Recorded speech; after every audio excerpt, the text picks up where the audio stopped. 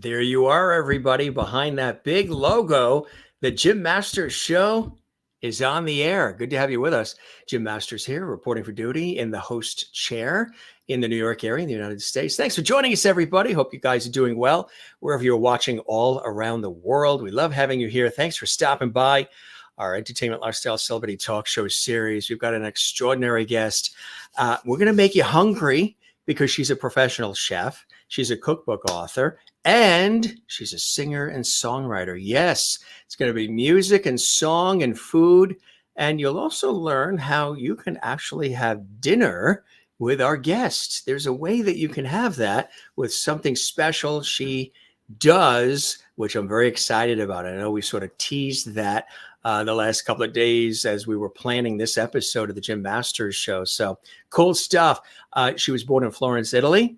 Her name is Giulia Millanta. She's an extraordinary singer-songwriter. She's been doing this for a good number of years. She's very passionate about music, but also about food, and she sort of marries those two worlds together. Can you imagine food and music and wine? And I think I'll take some right now. Can I have some of that? And yeah, it's a wonderful marriage of the arts with the culinary arts. And we're to tell you about the opportunities to, hear her music and also at the same time, maybe have some of her incredible food as well. She is a brilliant artist, and it's really exciting to have her here. She's coming to us. Again, she's originally from Italy. She's coming to us from the great city. This is a terrific place if you've never been. I was at a PBS conference there a couple of years ago, Austin, Texas. A great music vibe there, and a great place to go for just all kinds of music. Austin's just a great growing city in Texas with a multicultural vibe that's really influential in the musical part of things. Really just cool place. And that's who she is. But she was born in Florence, in Italy, in the beautiful Tuscany region of Italy. And Giulia is an award-winning Americana singer-songwriter, professional chef, and author based in Austin. She plays guitar, upright bass, as well as ukulele. She sings in 4 languages: English, Italian, Spanish, and French. Isn't that cool? That's really, really fantastic. She sings in all those different languages, and maybe we'll even hear a couple of those languages. Well, we know we're going to hear English, but maybe a little Italian, Spanish, and French maybe sprinkled in. She's going to perform live for us as well, gang. We're coming at you live, unscripted, free-flowing, conversational style. As an artist, she has released 8 solo albums to date and has collaborated with many music luminaries, such as guitar player Gabrielle Rhodes, who's worked with Willie Nelson and Billy Joe Shaver and so many others. We're going to talk about that. She's performed and toured extensively in the U.S. and U.K. and Europe, sharing stages with 10,000 Maniacs and Squirrel Nut Zippers and many, many others. We're going to also talk about the fact that she was selected for an official showcase at Folk Alliance International 2022 in Kansas City here in the USA. And she is charted on the top 50 albums on the Folk Alliance International Folk Chart, as well as at the top of the Roots Music Report's Top 50 Contemporary Folk Airplay Chart. Say that 5 times fast. And the Texas Airplay Chart. She's an author as well. She's published 2 books, Between the Strings and Fracture, and also the April 2024 book, releasing, of course, a really cool book, The Italian Cookbook, Dinner with Giulia, Flavors, Songs, and Stories of Florentine Troubadour, which is what she is. And that is in conjunction with the music and the new album, her 9th solo album, her 6th in the United States, Only Luna Knows. So the cookbook and the album, which is something really, really special, and we're very excited about telling you about that. As I mentioned, in addition, we're going to show you the cookbook and the album and all, but in addition to being a fantastic singer and songwriter, going to make you hungry, she is a brilliant chef. And there is an opportunity to find out how you can have dinner with Giulia. She actually has something quite special in addition to, of course, the cookbook, and there it is on the screen. She does these wonderful dinners with music weaved in, which is something really, really special. As a professional chef, this isn't something she just does on the side. She is a professional chef. And the cookbook, everybody's been raving about this opportunity to get that cookbook. And of course, only Luna knows. And there is the album cover. This is great music coming your way. And there's a lot more music, as I mentioned, singles that she has put out as well over the years that have really, really kicked it with everybody. Everybody's loved her music. It's a unique sound. It's a very special sound. And again, it's Americana in a really fantastic way. She puts an incredible spin on it. So she is, again, a very accomplished singer-songwriter, chef, cookbook author, musician extraordinaire. As I mentioned, she plays multiple instruments. She's a real multi-instrumentalist. And when she's on stage, she knocks it out of the park. She truly does. If you get a chance to see her perform on stage, you're going to love it, folks. She's on fire. Her songs are moving. Her songs are poignant. Her songs have a fabulous message, but they also get you to kick up your heels and just get moving and get the blood flowing at the same time. And I think that's so awesome. She's loving life, and we are so honored to have her here. She's poised again to play some music for us as well, which I think is so really, really cool. So without further ado, as we talk about the food and we talk about the music and we talk about the new cookbook and the album and all the cool things that are happening in Giulia's life, let's welcome her together. Put your hands together, everybody, virtually. And let's welcome our very special guest to Levity Hall, the Jim Masters Show. Giulia Millanta is here. Giulia, welcome to the Jim Masters Show. It's a pleasure to have you. And ciao. How are things in Austin? A little toasty? A little toasty and a little wet. We just had we just had a thunderstorm. That kind of shakes things up, right? Yeah, we've been having a lot of rain lately, which is very unusual for Texas, but we need it, so that's good. Yeah, the weather lately has been crazy all over the map, so you just got to go with it and make the most of it. And, you have been doing that really all your life. Tell us about growing up in the beautiful Tuscany region in Florence and some of those Italian influences that not only influenced, obviously, your culinary prowess, but also the music. Growing up in Italy, did you come from a musical family? Was there always music on in the house? What were some of those early influences for you, Giulia? Well, there was music in the house in the sense that my father used to play the guitar and sing. He had a beautiful voice. My mom would play piano, not necessarily together, but she used to play piano. My sister as well would play the guitar. So I grew up singing a little bit with my dad and my sister, but nobody in the family is a professional musician. I'm the black sheep. They were there was music in the house, and there were lots of really cool vinyl records that I started listening to at a very early age. And so and they were all over the place, from traditional South American music to classical music to Pink Floyd to Simon and Garfunkel. So I grew up just listening to all of that. And did you listen to some of the like Pavarotti and Bocelli and any of that, or you went more towards pop and rock and folk and some of those sounds, huh? Well, Bocelli is a later thing. I can't remember when he became famous, but no, not Pavarotti, not Bocelli. I used to listen to opera. I actually at some point was even was also taking classes as an opera singer, as a soprano. then I decided it wasn't for me. But I love classical music. I used to listen to Mozart and Beethoven. I used to go to the symphonic orchestra and the opera with my grandparents. So I was exposed to a lot of different stuff, not just folk or blues. Well, not blues really, but bluesy, or but mostly singer songwriters a lot. Not very many jazz artists, I would say. Mostly it was folk music from all over the world in different languages, and classical music. So, what came first for you? Was it the musician or the singer? I guess the singer, there's a creepy recording of me Is somewhere there? still in the family at age 5 singing Scarborough Fair Oh, with my really? dad. My dad would accompany me on the guitar, and I was singing at age 5. It sounds like a creepy horror movie, honestly, where you're about to get stabbed by a doll or something.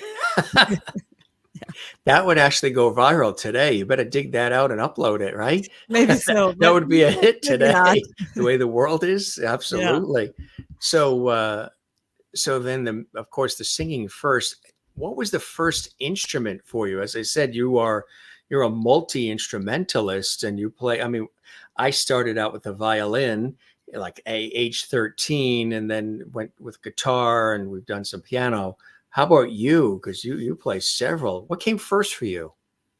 Well, in school we were kind of forced to play the flute, which I never liked. Then my dad taught me a few chords on the guitar, on a nylon string guitar that's still in the house at my mom's place. Um, but my first love, my first real passion was playing drums. And I took a year of drums, and I was kind of good. I was 13, I guess, at the time. There was this boy that I really liked, and he was a drummer, so I started I started learning. But I fell in love with it, Yeah. and I was pretty good. But then my parents, in Florence in Italy, we were like in New York City. We are so packed in apartments, and my parents were like, "There's no way we're gonna buy you a drum set. Forget about it. We have 11 guitars, one piano, five flutes. Pick another instrument. You're not gonna be a drummer." I was like, "Oh, wow, okay." So I went back to the guitar, and piano. Yeah, I can put my hands on it, but I'm not a pianist in any shape or form. But you know that year of drum lessons was very was significant for me, and I think that I kind of started translating that into the way I play guitar a little bit, because I have a pretty rhythmical way with my right hand, and so maybe I still am a little bit of a drummer boy girl when I play guitar. When did the ukulele come into the mix? Oh, I was gifted one. I was playing this festival in Sarzana, Italy, back when it doesn't exist anymore. Unfortunately, it was such a great festival. I met so many amazing artists there, including Jackson Brown, and we were backstage together. He came to my showcase. That was really great. But name dropper, sorry. Uh, but someone Good name to drop. yeah, I'm not a name dropper, but that's really like that But was that's so a good one. special to meet him. Oh I felt yeah. so privileged. Anyway, at this festival there were so many great artists, and different guitar booths, and different brands, and a friend of mine gifted me this tiny little, well, ukuleles are tiny, but it's a resonator ukulele, so it's like a national guitar but ukulele. And so I don't have it in this room with me. I forgot it downstairs, because otherwise I would have shown you. It's a tiny little thing, and it has a really great sound. And so I started messing around with it. I don't play it very often, because when I play solo, I play guitar. But I've been playing it with other people, or every now and then. I've been writing a few songs on it. Yeah, it's You, fun.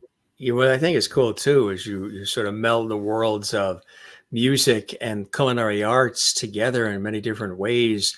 When did this interest in and culinary and food and wanting to immerse yourself in food and becoming a professional chef too along the way sort of enter your life, Giulia? Well, I have a little bit of a problem with calling myself a professional chef because that sounds so important. And I mean, yes, I do it, and people pay me to do that. So I guess I am professional, Yes, you are. but I We'll don't. say it for you. Okay, yeah, you do that. I don't even call myself a chef. I call myself someone who loves food and I love to cook. It's a way for me to take care of myself and the people I love. Mm, And it's just something that I rediscovered once I moved to the States because, I've kind of felt the need to get closer, I guess, to who I am.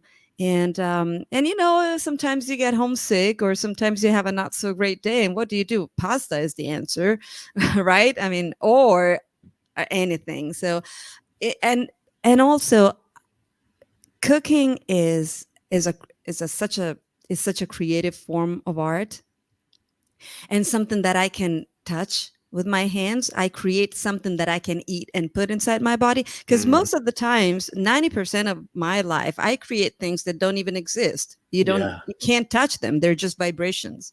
So Hmm. it's good sometimes to just do something so physical, like, okay, I'm gonna make bread. It feels good to put my hands in the dough and then to eat it. What do you think of the American diet coming from, Italy, the Mediterranean, which is the diet that everybody's saying we should be eating? I can only imagine what you think about, Yeah. you know, Pop Tarts Well, and Twinkies. I mean, it's okay every now and then. I think it's unhealthy, obviously, and I think that we all know better.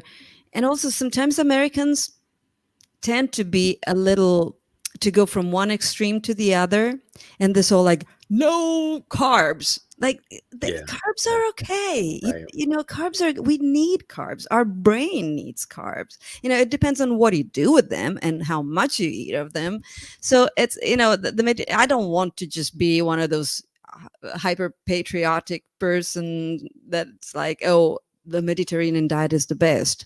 The Japanese diet is probably really good too. I'm just saying that it's good to the way we eat is we eat moderately and we eat everything in moderation. I think that's kind of my philosophy about everything in moderation. Exactly. Don't sacrifice, but enjoy it in moderation. And that's Right. like with everything in life, that's the way to really do it, right? Also because when you start depriving yourself and you take something away, then you want it even more, Yes. and then it becomes a problem and you start craving things that are just normal. Just eat some chocolate, it's okay. Don't eat like a massive amount of chocolate every day, but the more you starve yourself, the more you're gonna just go for the junkiest food ever, and that's gonna be really hard on your body. Sorry, I'm gonna get off my soapbox now. No, but I just wanted to reiterate that our very special guest, Giulia, said, everybody eat some chocolate. I know the viewers are like, yay. And pasta. I eat And the pasta pasta. several times Yeah. a week. Yeah. And I've talked about it on the show too. One of the weaknesses for me is it's the Irish part of me. I love mashed potatoes. A Mhm. potato just sort of, They're it's, comfort food. it, comfort food, some of my favorite on the planet, right? Mhm. Yeah. Food, music, humor, art, all very, very healing, right? Music is and food are very. Yes, absolutely. You have found a way to blend those two as well, because in addition to the music career, which is fantastic, you have, dinner with Giulia and a wonderful way for people to experience your amazing food, but also, like a performance and music sort of intertwined and weaved in it. Tell us about what you've created. And of course, congratulations too, because obviously you have a ball you can see in the kitchen, where you can actually, people can take advantage of the opportunity to have your food sort of dinner with Giulia, and also like a concert, a mini concert music. Tell us about that. That's a very cool combination. It all started really by accident, and every time I say that, people kind of laugh about it. But it truly is, because that was, I guess, 2014, and I was running a fundraiser for my record. Just getting some funds to, because putting together a record and producing everything costs money, and so I needed some support. And I So one of those online fundraisers where you have different rewards, so they call it, for the people who donate. And the highest tier for, however much money that was, I can remember, was, well, thank you so much for all this money you're giving me. I will thank you by coming directly to your place, and I will play music for you, and I will cook some food. And so that thing just, bam, without even advertising about it, it just became a thing that people, word of mouth, people are like, oh, can you do that at my place for my friends? Oh, can it? And so I started getting requests for this thing. And eventually I was like, well, okay, let's call it something, and let's call it Dinner with Giulia. And slowly but surely I put together a menu, and it's something that I don't do too often because I don't want to get burnt out. I want to keep enjoying what I do. But it happens fairly often, and I just go. That's one of my friends' places. One of my super fans, um, K&D. I don't want to say their names. Yeah. Maybe, I don't know, but K&D, and I was just making some food for them and their friends. And What were you making? It looks really good. Talk well, about comfort food. Yeah. the red one is a puttanesca sauce Oh yeah. for pasta, and the Hmm. other two, it's the same thing but divided into two pots because I wanted it to cook more evenly. And Hmm. it's a beef stew that marinates Oh for God, like beef 6 hours stew. in Chianti wine, Oh my God. and it's slow cooked. It takes a You long won time me to get over done. right there with the beef stew. Oh boy. Talk about that comfort food. Oh, that is Yeah. so good. Tell us about, we'll talk about the album too, but tell us about the cookbook, and congratulations. You decided to put some of these recipes together. Are these family recipes? Have these been passed on? Are these your Yeah. creations? Is it all of the above? Tell us about it, and congratulations on it. Thank you. Thank you. It's all of the above. A lot of them are just recipes that I learned from my mom, my aunts, my grandmothers. There are some pictures in the book. I have it right here. I figured I might as well have it close to me, and Product placement is very important. I didn't. So I obviously put pictures of the recipes, but I also, there are some stories behind the scenes, and this is one of my grandmother's. There are lyrics, so it's called Dinner with Giulia, just like the event, because it has the recipes, but also lyrics of my songs, and if they are in Italian, there's an English translation, and there are, on, this is my, all the women, or some of them, women in my family, and the behind the scenes of my guitars, or why and how I wrote a song, and that's the other grandma, and so on and so forth. So it, it so these recipes are a part of me. They're a part of my history and story. And so many times I'm like, I might call my aunt going like, hey, how would you do that? Do you remember that thing that you made that day? What was it? And how, and then I start trying new things out.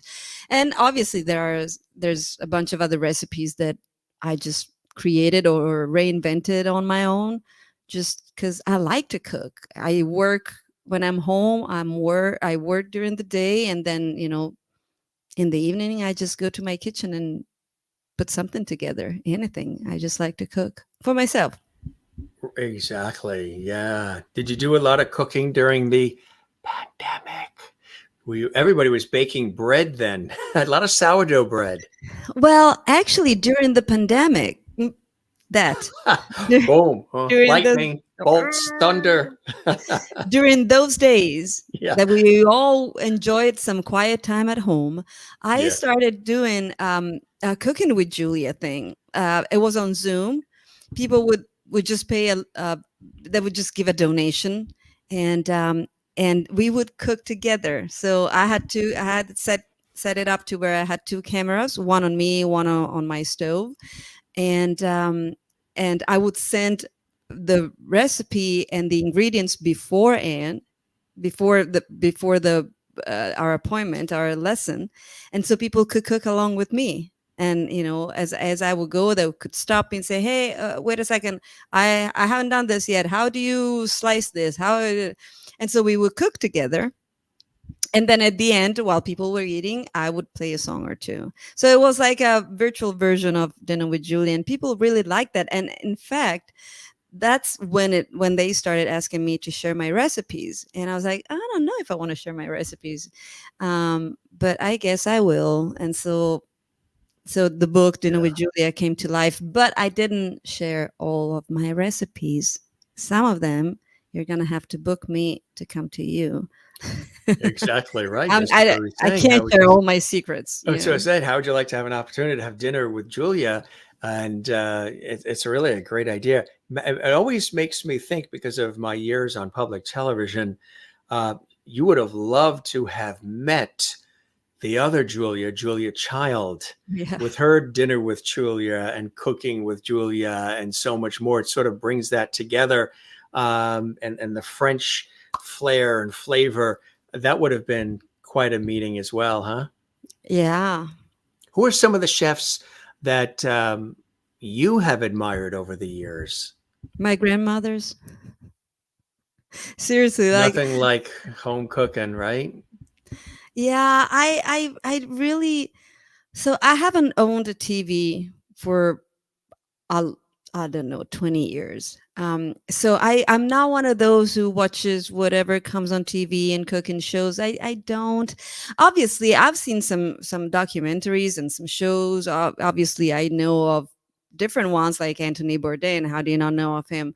um but I don't really follow anyone. I learned a few tricks from my grandmothers mostly, and my aunts, just by hanging out in the kitchen with them.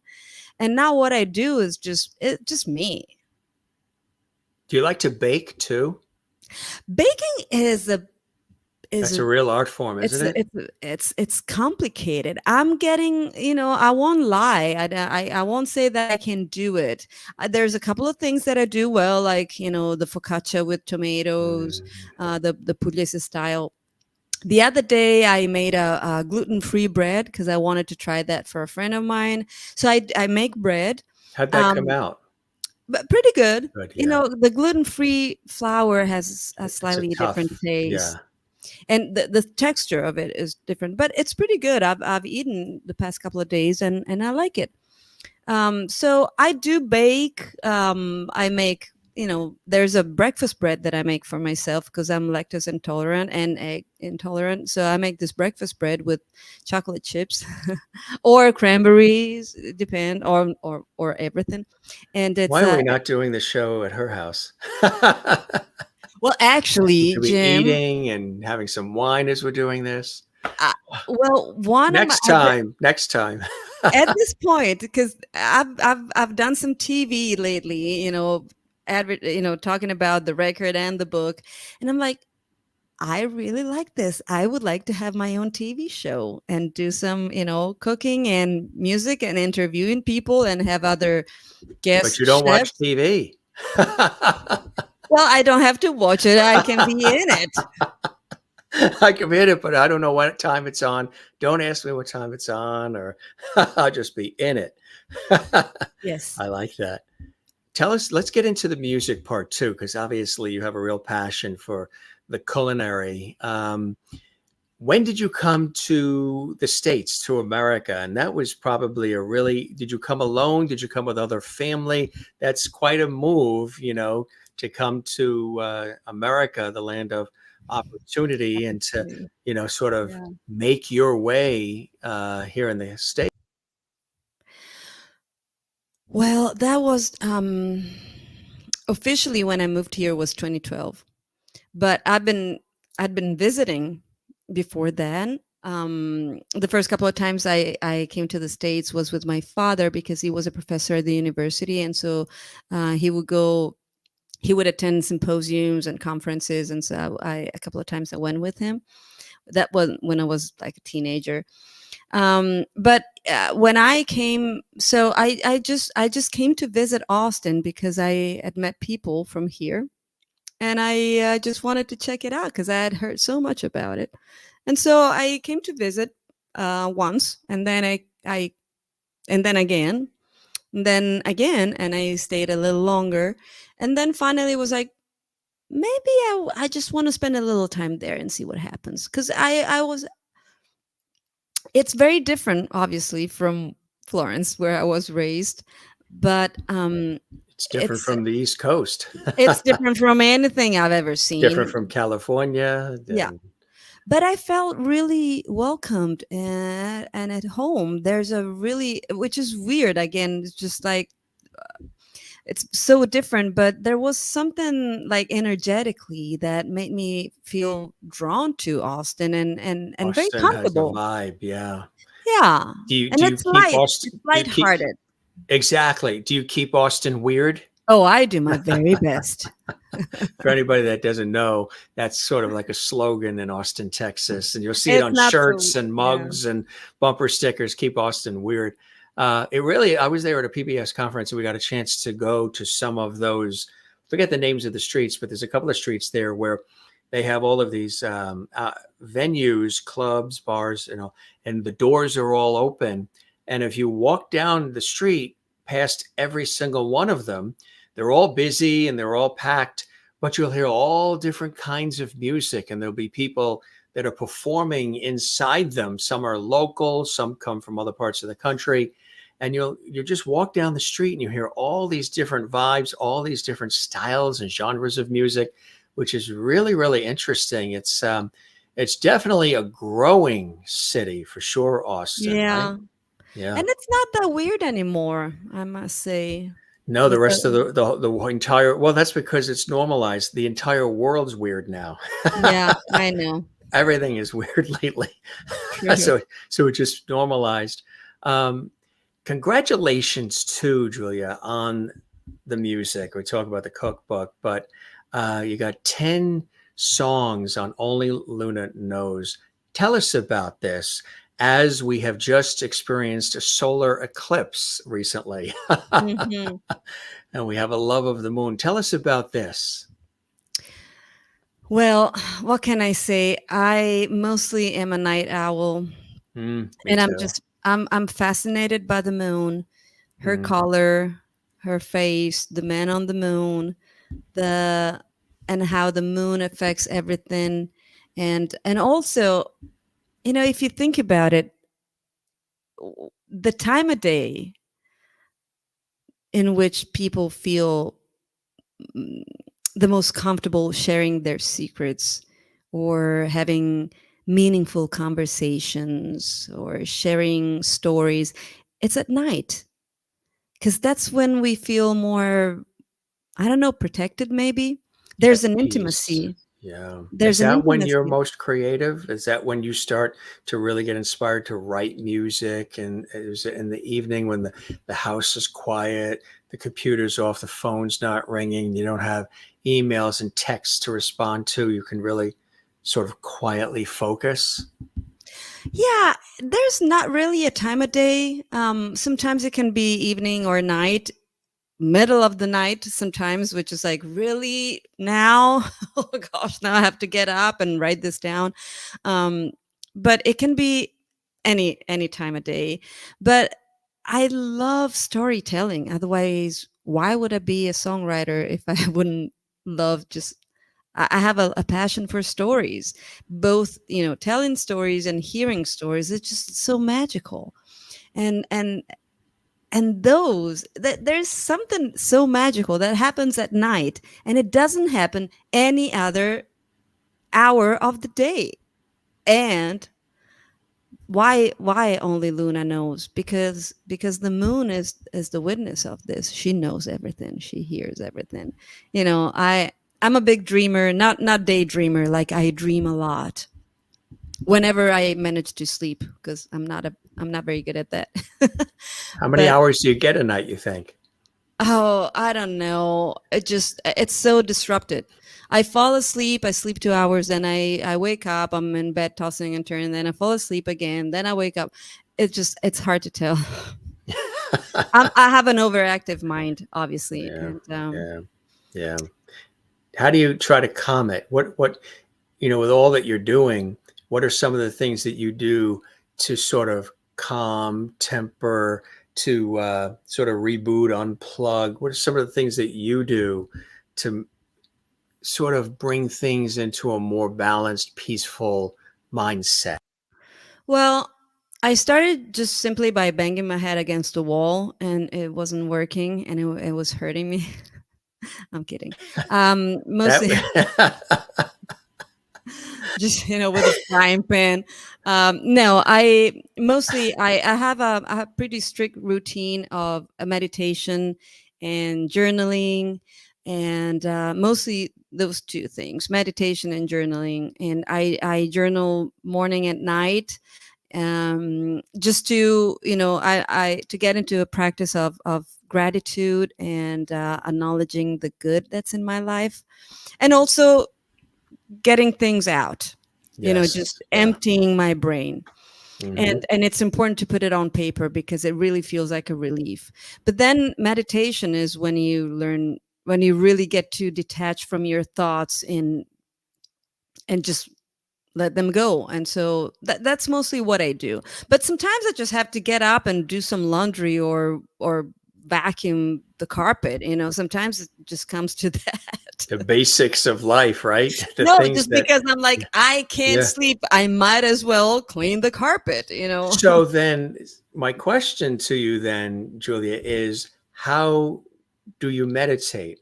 If you're so overactive and overthinking, and you got to be busy and you got to be, how have you trained yourself? Because that's something I've been working on too.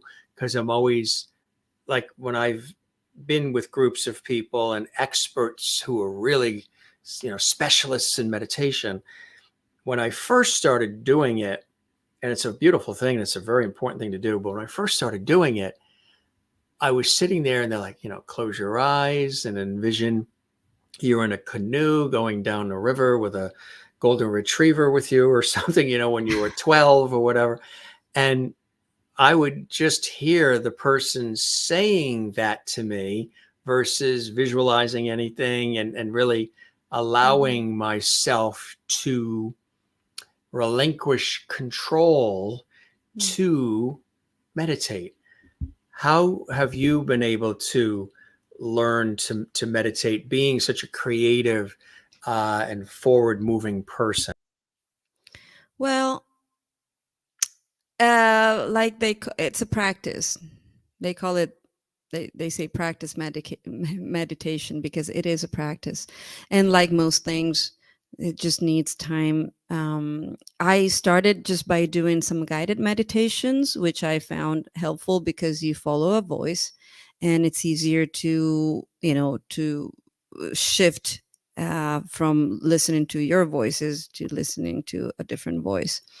And then and then I try different methods, if you will. But right now I just sit quietly, and I either listen to my breath, or I just sit there and you know thoughts happen because that's what the brain does. The problem is when you start following your thoughts, and you start chasing them down the street, and you end up at the end of the street. So when you practice meditation, you see the thought, and you just let it go. I'm not a meditation teacher, so I don't really know how to properly share this, but I guess it's just, for me at this point, is just being quiet and still, and allowing for whatever needs to happen, and practice non-attachment. Like, okay, I have this thought. It's scary. I'm gonna be honest. Last night I started thinking about death. I think everybody does at some point. Not at some point because I'm about to die. I don't know, maybe, but it's Thinking just of your own, or the fact that we all do, or yeah, that just this comes to an end. And yes, I've it had just those thoughts too. I had those thoughts even when I was a kid. The me too. realization and understanding that, wait a minute, everybody, in these rooms in our house at one time or another, all these loving people, one by one, we're all going to Hmm. just disappear. Right, Then what's all this? Why is it everything, lollipops and roses then? Why do we go through all this if we just, right. and it's kind of like, so when you think that, it could even inspire your music too. When you think that, does it scare you? Well, it's not the most comfortable thought to have, obviously, and I don't think it surprised me last night because it had been such a long time since the last time I as a kid, I can relate to that, Jim, because as a kid, I used to think about death pretty often. But in later years, it had been It's sort of just, subsided. yeah, I don't even remember last time I thought about death. And or better yet, I think about death in the sense that I'm fine with it.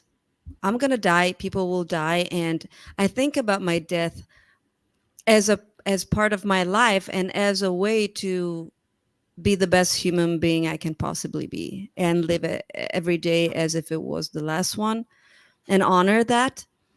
But I'm usually not anxious about it. But last night, for whatever reason, that's why I'm saying thoughts just happen.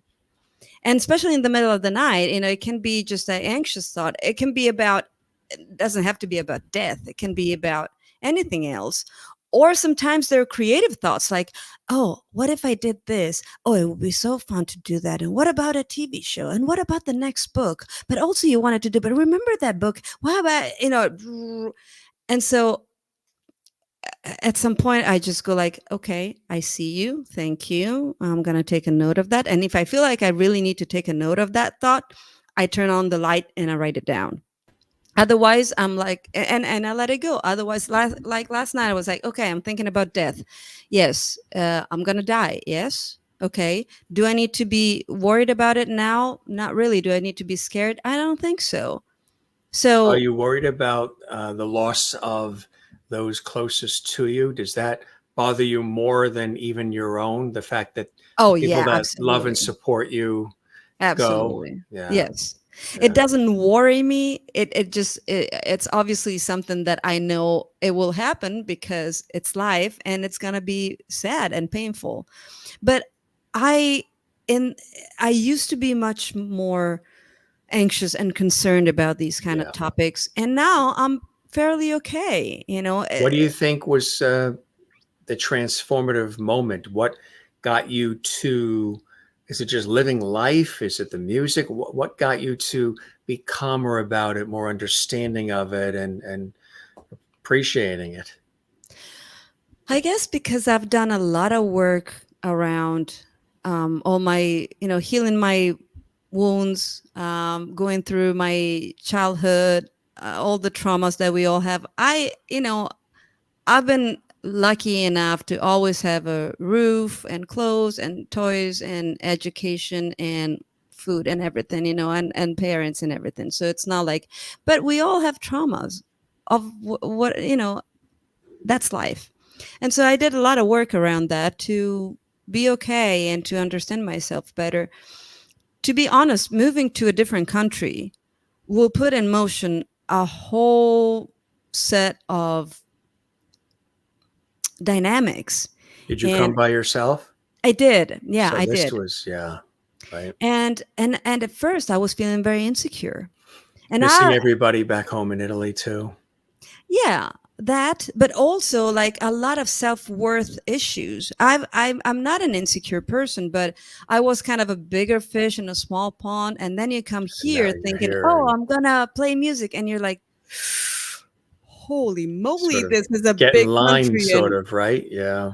And you start questioning yourself, and things that normally will come really easy to you, they're not. Even just merely understanding, like, how do I do this thing, uh, getting my driver's license or going to the office, blah, blah, blah. How does this work? So you have to reinvent yourself, and it can be really challenging. And so at first my self-esteem was a little challenged by that,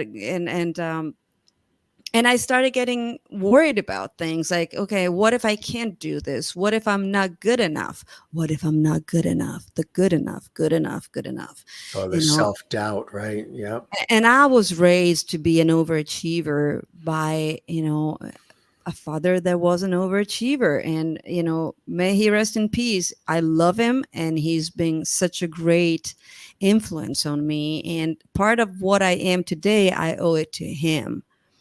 But he was really, really tough. And so I grew up with this. I have to be A plus. I have to be good. I have to be good enough. I'm not good enough. I'll never be good enough, but I have to, but I'm not, and now I'm like, oh, I just want to swear now, but I can't. I was told I can't. But you know Just, what I'm just do what you're thinking. doing with your eyes where they open up. You know what I want to She say. speaks with her eyes. Just bleep just, all that bleep. just the get the censor button ready. 15-second delay, 7-second delay.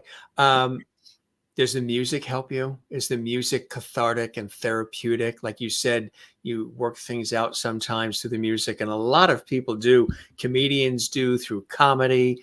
Other people do through things that they do that they love. Is the music sort of like a go-to place? I say that because I said this last night to one of the guests that was with us. I said, I don't smoke, but music for me is so intense, all different kinds of music, even instrumental music. And when things are crazy and upside down, and you are thinking about different things about life, and maybe the day just didn't go the way you had hoped and planned and all the rest, music, when I surround myself and fill the house or fill the car or whatever with music, it is like my cigarette. It just calms and envelops and heals and just sort of does what it needs to do. Not that a cigarette is good, but just in terms of something that people go to that they feel sort of calms them down. Music for me has always been, even as a child, as a kid, music, because we always had it on the house, every holiday, everything, music filled the house. So I think I was exposed to all these sounds and all of these different vibes and rhythms and beats and strings and all of it, to where I picked it up deeply as a kid. And it becomes sort of like almost like a blanket in a way of comfort through a crazy world. Do you find music the same for you? Absolutely. I think part of the reason, maybe the main reason that I got into this, it's because of that guy, Neil Young. He was my companion through many years. When I was a restless teenager, my college years. I found his records in my parents' collection again, and I started to listen to him. And at first, I hated him. I couldn't stand his voice. I was like, "This is just horrible. It's torturous." And then after a while, And our next guest is Neil Young. It's interesting because in my life, most of the things that I have hated the most at first, I end up became sort of fennel, watermelon, Neil Young, Tom Waits. These are the main four things that I bananas, tomatoes, but now we love them. exactly. And Neil Young and Tom Waits, who are How about now. Bob Dylan? I'm still stuck at the I don't like Bob Dylan very much phase. I recognize I recognize how great he is. And obviously his songwriting. I mean, yes, obviously genius, whatever, call him whatever you want. I just don't. It's an energy thing also. Like I don't know. Thank you. No, no, no. So, but anyway, Neil I don't Young. think there's going to be any duets anytime soon. No, no, no, no. He wouldn't do that. But if Tom Waits wants to do a duet with me, I would love that.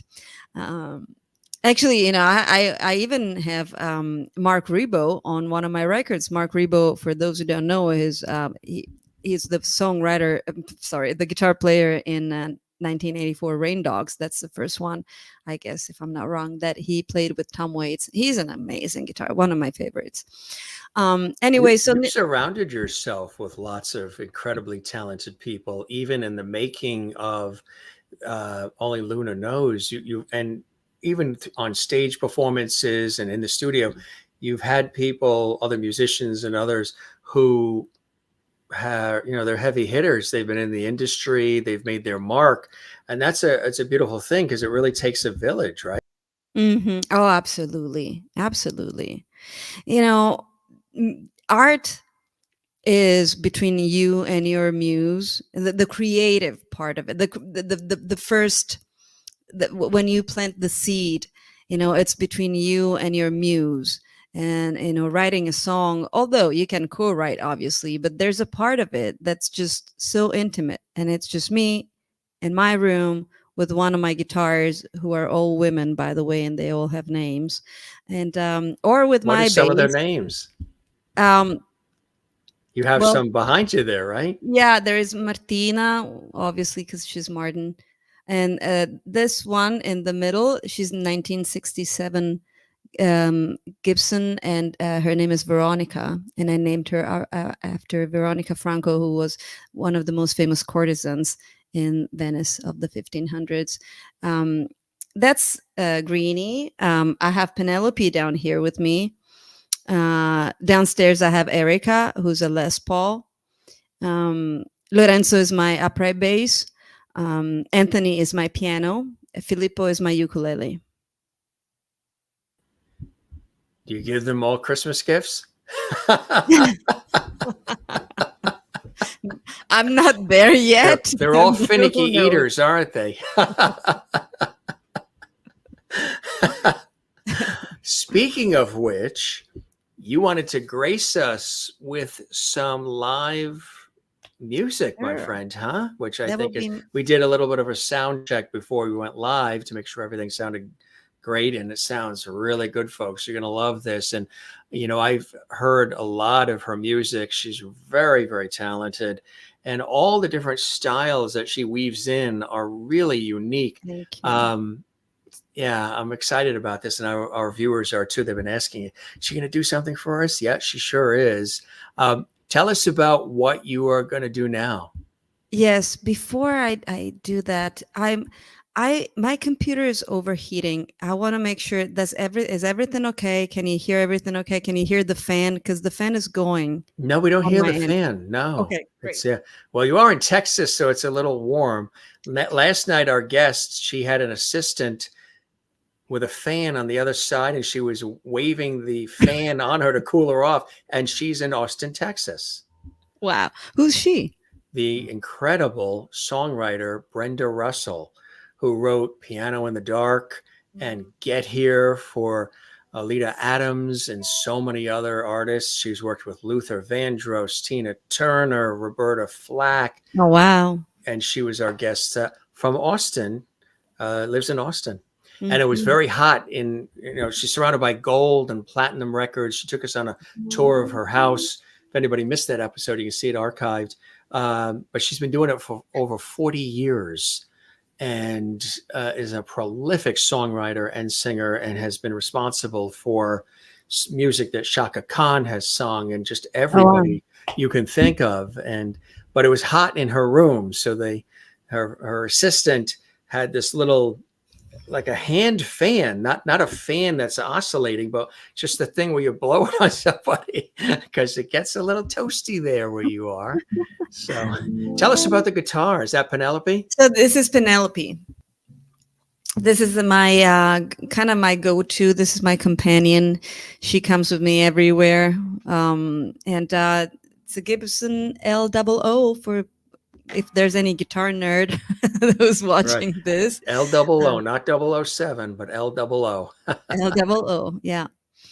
And she has this the old fashioned logo.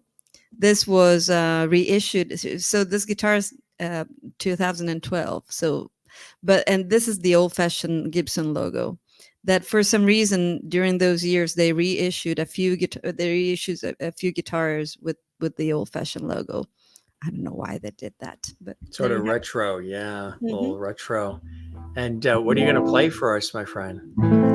I don't know. I guess maybe I can play Fatale that has a little bit of English and most of it in English, but a little bit of Italian too. I think that's cool because I'd mentioned that you are quite studied in several languages, which I think is so cool as well. English, Italian, Spanish, and French. Very nice. Yes. Do you have a favorite? You said Language? Italian? Yeah. I don't have a favorite. Actually, I really like Spanish, probably even though it's not my first language. My first language is obviously Italian, which is a beautiful language, but I don't really know because it's mine. It's hard to tell. It's what you grew up with, right? Did you learn English in Italy or when you came here? We take English in school. So that's when I learned the grammar, I guess, and at least the structure and the forms and all of that. But most of it I learned from just listening to music. And back when we didn't have Google, I would just transcribe the lyrics. And whenever I would find a word that I didn't quite know what that was, I would transcribe the sound of it and then go to an old fashioned dictionary and find a word that was close enough to it. And so that really helped me learn the language and get deeper into the meaning of words and whatnot. And then obviously when there's TV that helps, or movies, because I don't have a TV, but movies. And then when I came here, well, that's when you really just learn all the slang and right now my brain is half and half basically, and sometimes it's more in English than in Italian. If I spend the several days just 24/7 in English, then sometimes I speak Italian to my mom and I'm like, oh, wait a second, how do you say that? Yeah. Can you speak with a Texas drawl a little bit too now?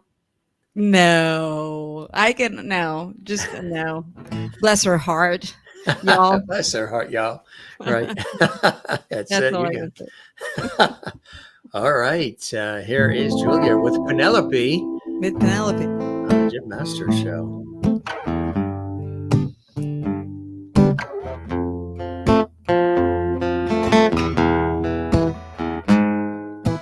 I was blowing smoke in your face when you grabbed my arm and tried to steal a kiss. Your hand meant to choke. The last words I said turned my will into a twisted bliss. Non ti voltare, tu sei fatale. I was flying like Jesus to the moon, calling out your name and hiding behind my pride. You were hypnotized by my bleeding eyes, drop by drop until my love ran dry. Non ti voltare, lasciami andare, mi fai del male,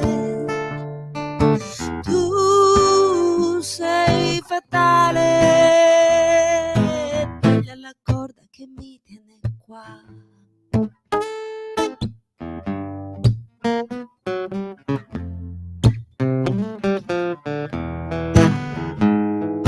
Non ti voltare, lasciami andare, mi fai del male, tu sei fatale, di la caccia, riportami qua. I love that. I love that. For the audience, can you translate some of that for them so they get a good feel for it? That's beautiful. Thank you. So fatale means fatal. And, as you probably got from the English part, is it's about a kind of a love story or some push and pull between two people. And that's what she says in the Italian part, like, let me go, just go away, don't turn around, you're hurting me. And then she says, just cut that cord and leave me alone. That's what she says the first time, but then at the end she says, but come back and just bring me back at you, type thing. When you're like, yes, I don't want you, but I want you, but Exactly right. we're not black and white, especially Right. in love. Like, I really dislike you, I really hate you, but I love you, but I don't want to be with you anymore. But maybe. Or maybe. Right. Exactly. Right. Call me maybe. Yeah, um, exactly. how much of your material, obviously you're a fabulous songwriter as well. How much of your material is inspired by your own life, telling your own story? Do you weave that in? I guess I do. Um, I don't. I like to use images. I don't, and it's not because I have secrets or because I don't want to tell my story. Because I'm pretty open when during interviews or on stage. I have zero filters. That's something that I learned from my mother. Like, no filter. But I don't like songs that are too blunt, too just they over describe, they give you everything already, and that doesn't leave any room for your personal relationship to bloom inside of a song as a listener. Whereas if you hint of a situation, or if you use images, then you can tell a story, but the listener has a chance to make it their own story, if that makes sense. It does make sense, right? Exactly. You make it your own. A lot of times that's what happens with music and with art is they hear it and they see it, and then you sort of that relatability comes your way and you sort of make it your own, right? And Right. that's the key. And then sometimes the magic of it is you'll hear people say different things that they have attached to it that you didn't even think about when you created it too, right? And that's kind of cool. Yes. Well, that's the most magical things about songs and art in general, but especially about songs, because songs have so many layers. They're stories laid one on top of the other, because there's the story that's told in the song. There's a story of me when I was writing that song. Then there's a story of the day I recorded it. Then there is so many other stories on top of that story. And then there is the story that you experience when you listen to my song or any other song. Like, I have my own stories with someone else's songs because of what that song was telling or conjuring in me. And so that's just so beautiful. Songs don't belong to the person who wrote them. Songs are for, every time I release a record, obviously there's always a little bit of like, oh my gosh, I hope people will like this. But then I'm like, these songs are not even mine anymore, they're for the world. People will decide however they want to feel about them, and that's okay. And they will attach whatever meaning they want to my songs, and that's okay. I want people to have their own experience. Exactly right. Absolutely. That's a beautiful way to sort of approach it all. Did you want to play something else for us while you got Penelope in your arms? Oh, But up to you. yeah, absolutely. They've been saying Penelope sounds very beautiful. I think Maureen in Arizona, USA, Penelope has a beautiful sound to her. Thank Go you, Maureen. Penelope. Go Penelope. Well, What shall are we really nice? Thank you, Kathleen. It's nice to see comments. Oh yeah, yeah. We have comments during the show as well, and from all around the world too. Hmm. Awesome. All around the Well, world. in this case, would you people like to hear something completely in Italian or in English, or I don't know, an up tempo or a slow tempo? Do we have What are you preferences? feeling? Um, I am thinking maybe Since we already talked about death.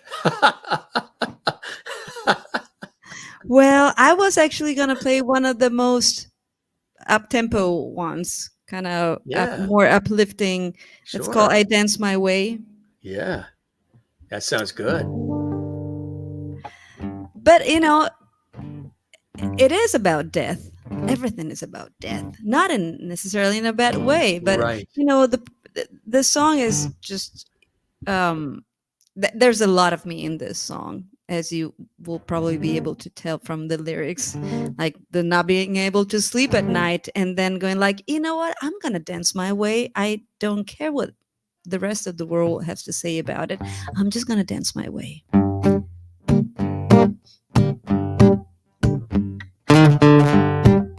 I woke up alone in the middle of the night.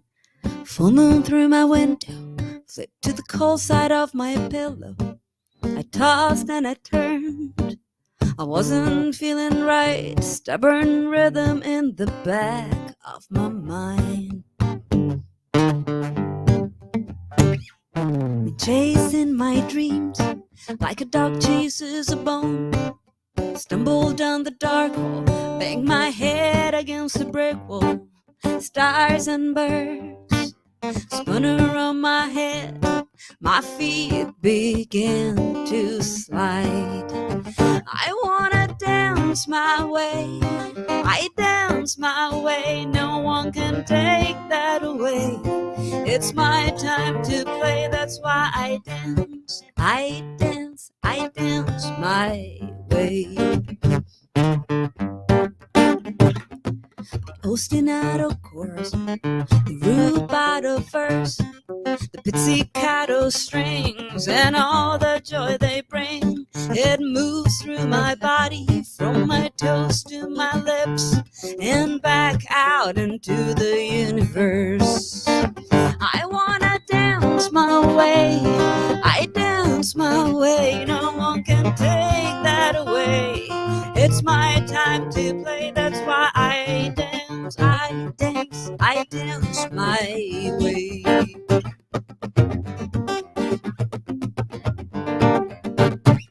Been told too many times I should dance and sing and rhyme. This is my chance to do my own dance. I don't care if it's right. It may as well be wrong, but it's mine and mine alone.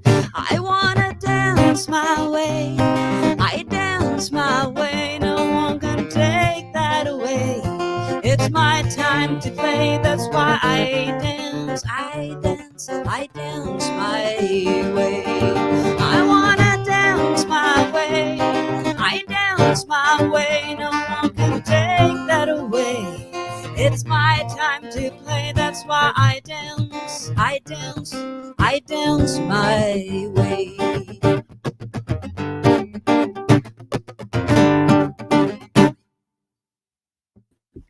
Bravo. That's really a cool song. When did you pen that?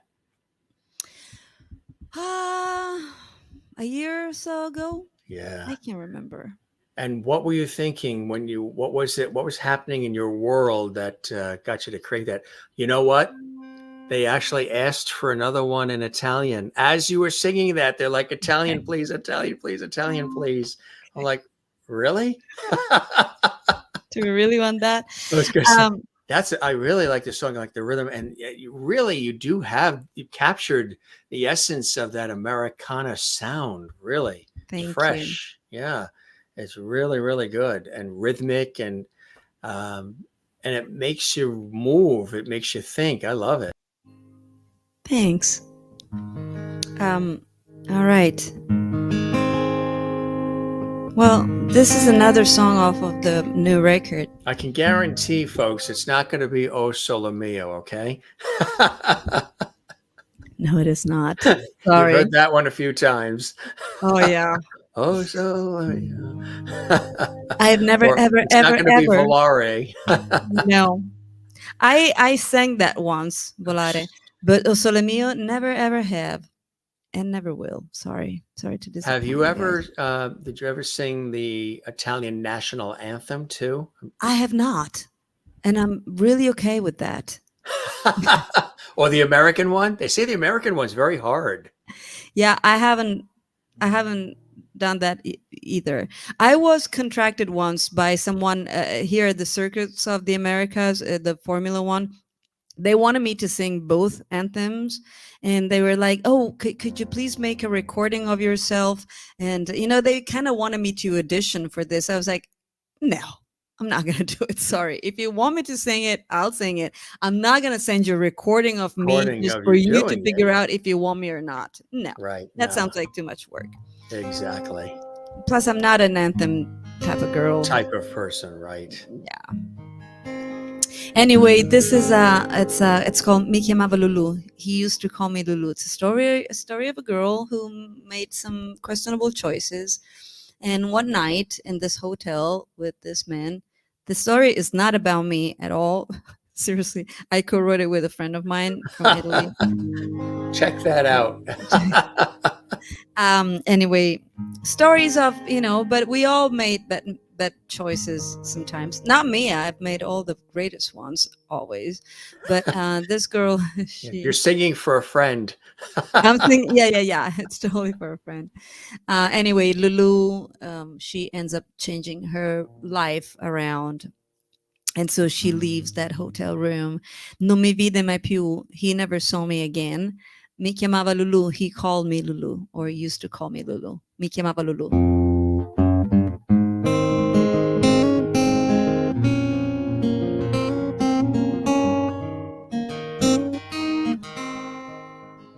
Il soffitto parlava e la stanza girava. Quando chiese il mio nome ingoiavo parole con accento straniero. Lui seguiva un pensiero che portava lontano, oltre un lago gigante dove il freddo è costante, in estate e in inverno.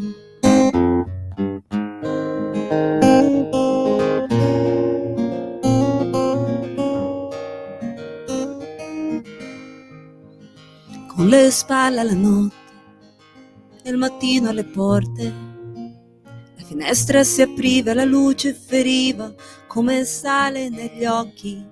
Lui mi porse un bicchiere e mi versò da bere, come una porta aperta su una vita diversa, su una nuova stagione. È una storia rubata alla legge del tempo, quando dentro un albergo il rumore si è spento e percorsi la stanza in un passo di danza. Non mi vide mai più. Mi chiamava Lulu.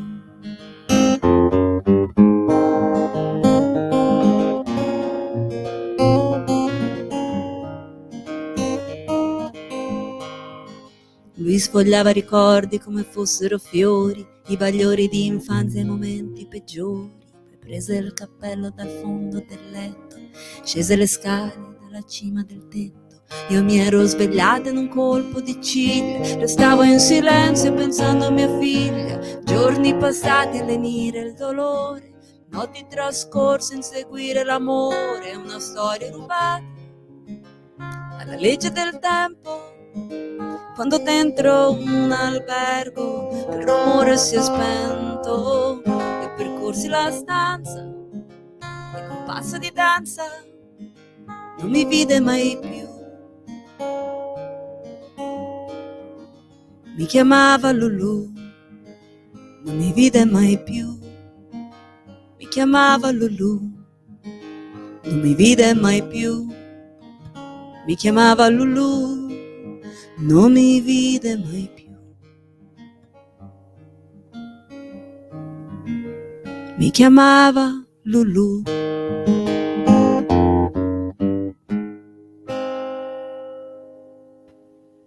That's really nice, my friend. Bravo. That is really, really nice. Thank You you. know, the Italian language, even in song, is such a beautiful language, isn't it? I guess so. I think so. It's hard for me to tell because I'm just so used to it. It's my language. I I don't know. think when they, at least here in the States, when they talk about, languages, they always talk about Italian and French being so melodic as well, and Spanish. Mhm. German's a little tough. There's a lot of It is. that. That's a lot of that in there. It is. But when you're performing, whether it's in the studio, or in this case, gracing us with your presence here on the Jim Masters Show, or you're on stage in front of, the adoring fans, what happens to you? Are you transported to another time and place? There, it's a perfect photo, right? She's transported. She's the moon. That's the light of the moon on her. Are you transported to another time and place? What happens? Some people say that when they're performing, they just they're all in, but something happens inside. What happens for you when you're performing? You know, we were talking about meditation, right? Yeah. That's exactly what it is to me. It's a form of meditation because when I play music, I become empty and full at the same time. Like my thoughts stop, and I'm kind of an empty vessel that's filled with music and just so it is a form of meditation. That and swimming and walking, those are the ways that I like to, there's the meditation just sitting down and being quiet and still, but also I like to meditate moving my body and definitely playing music. you know I've had so many conversations about this with other musicians and singer-songwriter, and we all agree that after a show, if it's a good show, obviously not if it's a bad one, that happens, it happens to everybody. But sometimes even during bad shows, just playing music, I always feel healthier afterwards. I feel better. I feel better physically, emotionally. It's just so, it's purifying. It's cathartic. It's healing. So yeah, it's beautiful, It and really I is. hope that if one person in my audience feel the same way, then I succeeded. If at least one person, I don't, if there's only one person that feels that same way, I succeeded. Absolutely right. That's the way to really think about it. They train us, they've trained me and everybody that does what I do, to when you're looking at the camera, especially in video and television, things of that nature, a lot of people don't smile. They think they're smiling, but they're not smiling. They're thinking about what they're saying and all the people that are watching and listening, and they get hung up on that. Mm. So I remember when I first started out, I would be in the TV studio, and they would have these signs for everybody, and they would hold them underneath the camera lens. Smile. Don't forget to smile, because everybody, you think you're smiling, but in video and in television, you have to smile actually a little bit more, Uh-huh. just the way the cameras are. And so, you know, when you think about some of the things that we're talking about and how you are doing what you love as you're smiling, as you're inspiring, as you're sharing all of this, and you're sort of transported to another time and place, and you're deeply into it.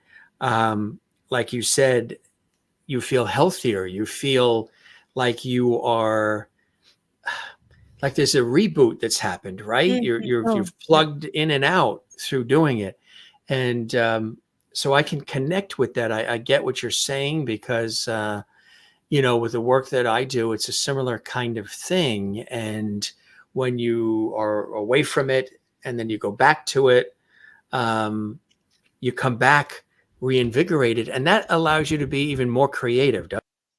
Yes, absolutely. Do It- you ever have times when it's kind of like everybody thinks when you work at a pizza place that everybody there eats pizza all day long, or at an ice cream shop and they get to eat all the free ice cream that they want. And then you talk to the folks that work in these places and they're like, oh my God, we're sick of ice cream. We have right. ice cream around us all day. We have pizza around. Do you ever have moments where you pause from the music? Like, I forget who I asked. There was somebody that I asked. It's a major person that was in conversation, or maybe I heard it somewhere, and they were asked. And now there's a prolific songwriter, singer, legend, and they were asked, "Do you listen to your own music, and do you listen to music a lot?" And the person said, "No," and that shocked everybody. They don't listen. They No, because they're so immersed in it all day long that they need a break from it. They need to pull away. How about you? Well, first of all, I never listen to myself. Why would I do that? Like, I think it's torturous, Well, I can unless let you know you're very good.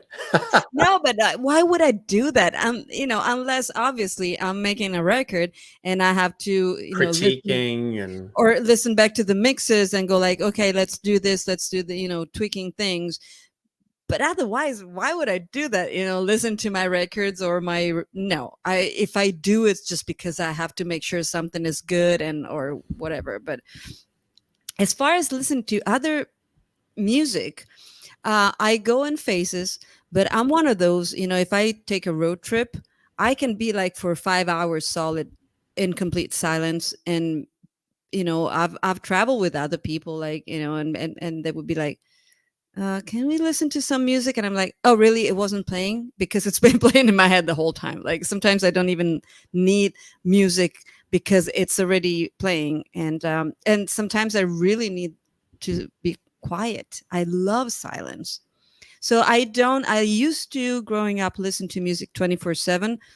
Now I'm very intentional with the way I listen to music. I listen to music when I want to listen to something. It's not background. That is very distracting to me and it clogs my brain even more than it is already. when it's in the background. Yeah, like, there are people that have music or TV or something always on. I can't do that. It So confuses me. when you go into like a store or a place, restaurant or store where there is music playing in that background, does it grab your attention? You Oh tr- yeah, absolutely. it does, yeah. Yeah. And if it's too loud, it makes me uncomfortable. Yeah, right, exactly. So you like it more in the foreground. You're really, if it's going to be on, you're focused. Yes. Yeah. I listen to music and sometimes I sit down in my backyard, have a glass of wine at the end of the day and I listen to some music if I want to listen to music. It also depends on the day that I've had. Obviously, if I'm all day in the studio, at night I'm just staring at the fireflies and I don't want to hear a single noise, a single note. If it's a day that I spent most of the day in front of my computer doing office work, obviously, like at night, I might be okay. I'm going to sit down and listen to just a few songs or maybe a record, which is really great. Nobody does that anymore. Like listen to a whole record from A to Z, all the songs in the order they were intended to be. That's something that I suggest we all do every now and then, because with Spotify and Apple Music and whatever, we don't even know what the record was intended to be. Like there's an order, there is a story, there's a what's the name of, I'm trying to, I don't know, what I mean. There's a Yes, sort of like a rhythm to it all. Yeah, yeah, right. It's kind of like the pieces of the puzzle or the train on the track. There's a purpose to it all. There's a yeah. forward momentum. And so, yeah, so sometimes there's actually a friend of mine. It's funny because every now and then he lives in Austin, and he's married, and he has, like we I don't even remember the last time we saw each other in person. But every now and then we text. He texts me. It's like ready to jam. It's like all right, I have some time. And we put on a record at the same time and we listen to that record from beginning to end. And in the meantime, we text one another like, did you just hear that bass lick? Or did you, you know, like, and it's really cool, like remote record listening, if you Remote will. record listening. It's a whole new world. Do you, Yeah. the music industry has changed a lot too in terms of how it's distributed. And now, you used to go into the record stores, you spend hours with the headphones, listening, sampling, purchasing. And there's just a different way, the merchandising and everything that was involved. Now it's streaming, it's Spotify, it's got to have a lot of downloads and all of this. How do you feel about some of the ways that it is now in terms of just the industry, the distribution, all the rest? That's how I feel like, "Oh, like, what are we supposed to do? Seriously. Like 314 streams on Spotify will make me $1. How am I supposed to survive? You tell me, and I'm doing okay and I'm doing good. I have a house. I have cats. I have clothes. I have everything. I have, rings. As long as I You have, got Penelope and I have Penelope. Anthony and oh yeah, As long as I can buy instruments, jewelry, shoes, and wine, I'm all set. So I'm doing really and good. pots and pans and things. Maybe, you know, I consider myself a really fortunate and successful person, not in the general meaning of success. I don't have, fans waiting for me outside. I don't play in front of thousands of or millions of people, but I do what I do. I do what I love. I do it every day. And I made a living out of what I love. So I think that's highly successful. But the industry, the way it is now, it's just ridiculous. And so we went back. I had this conversation earlier today for a podcast about the fact that the guy asked me if I'm on Patreon. For those who don't know what Patreon is, can I talk about it? You absolutely, Oh, okay. yes. Because Yeah. I don't know the rules. Maybe there's something. Yeah, Patreon is just a platform where artists get to put out some exclusive content. In my case, because I put out demos or unreleased song or video, cooking videos of me preparing a dish, or and and people get access to all that content that they wouldn't find anywhere else, and they pay a small fee, Minimum amount, right? Yeah. I've had a lot five of people dollars tell or me I more. should do that as well. Yeah. Yes. We actually have it sort of set up. We just haven't gone through it. Do you like it?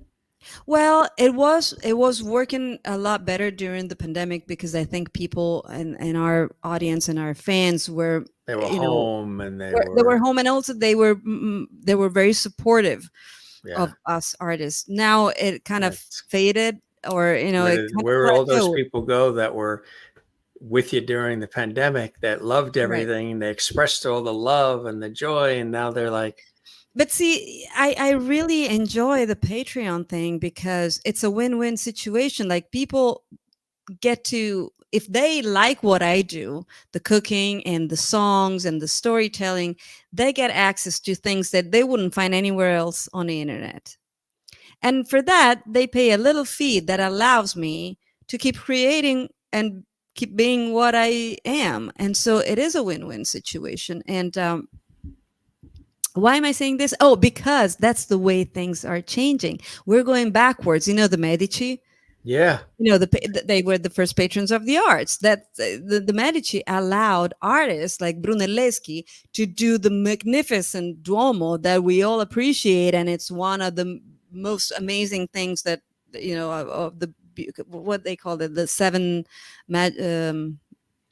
there's something wonders, the seven wonders of the wonders. world. Yeah, Yeah, wonders of the and world. that's because the Medici gave Brunelleschi the money to do that phenomenal piece of art. So Hmm. all I'm saying is that, and my fans, I'm really grateful to them because I have amazing friends that support me, people that understand that I may not have a record player, but I'm going to buy a CD anyway, because that's something that I can do to support an artist. Or I can subscribe to her Patreon, because nobody's going to make us rich by listening to Spotify or Apple Music. Unless it's like gajillions of them, and otherwise, Taylor Swift or, yeah, exactly. Or Drake, like otherwise it's just not happening. It's laughable, the amount of money that you could make on those platforms. So it's important for people to, and I support other artists. I am a patron of other artists because I like what they do and I want them to keep doing what I do. Obviously, I can't afford Right. to support them at a really high level, but this is what we are presented to with these days. Like, music has changed so much. Hmm. We don't make any more money from records. We don't make any more money from streamings. So what we are left with is our fans, the merchandise that we get to sell, and our live shows.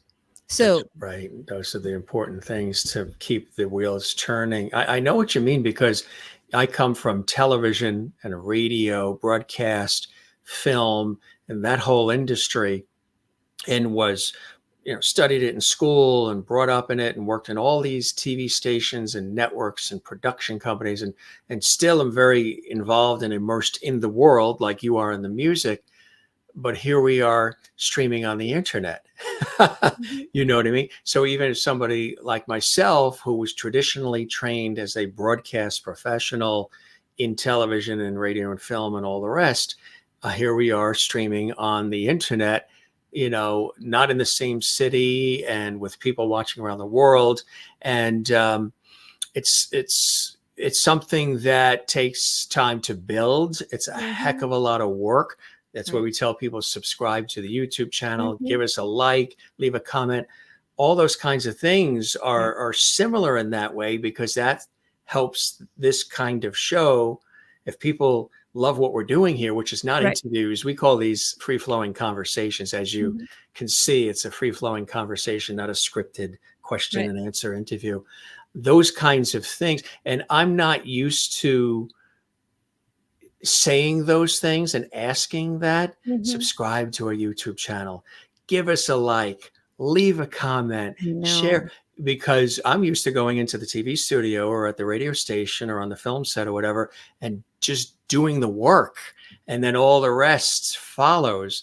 But it's a different world now. You have to ask people to subscribe to your Right. YouTube channel. You have to ask them to, do you like what we just did? And at first, when I started having to do that, because it does help the channel and the episodes and the show grow, I was uncomfortable with it. I was like, I've been doing this. Absolutely. I've been in Public, TV and yeah. radio for all these years. Why am I having to ask people to, Yeah. if you like this, support it? I mean, it should be automatic. If you enjoy it, there's a lot of work behind the scenes, Yeah. freely support it. But to ask was an unusual thing. Now, that's coming from somebody who's done a lot of telethons and pledge drives for PBS, where we're asking people to support. I've done so much charity work where we've asked people to Mhm. support things they believe in. But when it Right. came to myself, if Oh, you yeah. like what I'm doing, but it's It's a all different needed. story. Thank God to everybody that does subscribe and like and Mhm. share and leave comments. That really, really helps us. And it's duly noted and very appreciated. Just in the beginning, it was did you find it a little strange with the Patreon and everything, to be Oh, asking people to 100%. support what you love doing anyway? Yeah, it felt like public begging, like it felt so weird and awkward, and just, and who am I to believe in myself so much that I ask people to give me something for what I do? It's just like, no, no, no, this is not me. But then after a But it does while, keep the lights on. I if they have don't. to feed my cats. I have two cats. I have That's to right. feed them. I got to get new strings for Penelope. But after a One of these while, light bulbs is $15 back here. It's mhm. LED. That Oh burns yeah. out. We got to have a telethon. But after a while, I my mentality shifted, and I was like, wait a second, here's what it is. And also, being from Florence, I was like, the Medici, of course. And I'm not comparing myself to a genius like Brunelleschi. No, but I'm saying to the people who like me, if you like me, it doesn't cost much to put a like or to follow me. Or, there are different levels in which someone can support an artist. Some of them do not require money or spending money. You can just follow me on Instagram, follow me on Facebook, Right. On follow me, social blah, blah, blah. media, Join my support email what we're all list. doing. Right. And then if you want to get more involved, you can obviously send me a subscription, every month, or you can come to my shows. You can purchase a Bottle CD. of wine, There's so many different so ways, different ways. but now I don't feel uncomfortable anymore because I'm like, you know what? This is what I do. It's what Some you do, people and it like has it. worth and it has value. And not everybody will like it. And a No. lot of people will. And that's how it is with all of these things that we do. And then some people come and go. You have people who sort of in the Hmm. beginning are like, they're all about it. And they're like, I Right. love this. I love this. I can't believe it. And then they disappear. And you're like, Hmm. I don't understand. 10 minutes ago, you just said you were, what happened? Nothing's Right. changed.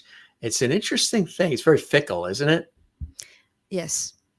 And you just have to keep going forward. You just have to keep doing you, Yes. Giulia doing Giulia.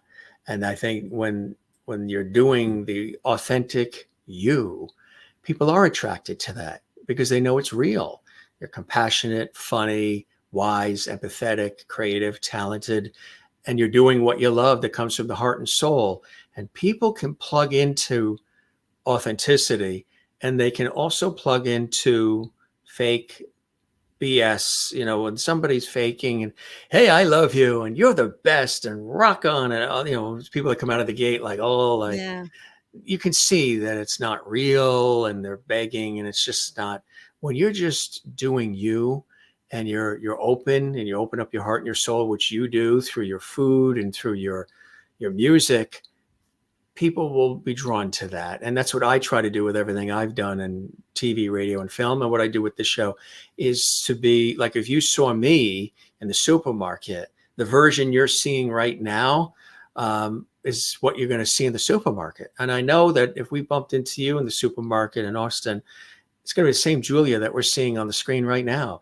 And I think people find that refreshing in these Hmm. industries where there's a lot of build up and plastic and facade and phoniness and everything, superficiality. I think they're drawn to much more of an authenticity. The real And, thing. and that's what I Mhm. know I've always tried to be. And that's what you are as well, Julie.